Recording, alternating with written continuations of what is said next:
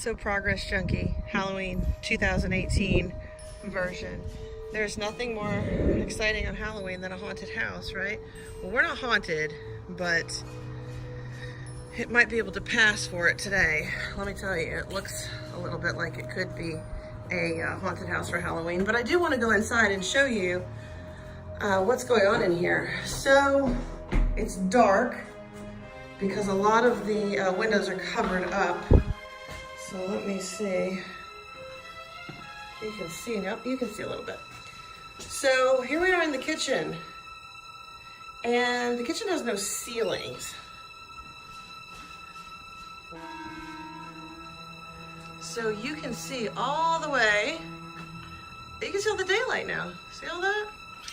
So here are the cross ties on these beams across the ceiling.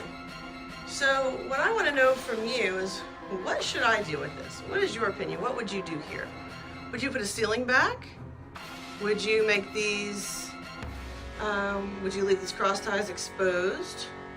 Would you wrap every other one to look like beams? And then finish out the space above so that you have a tall ceiling? What would you do in this kitchen? I'm so curious to hear your thoughts on this. Drop a comment below and let me know.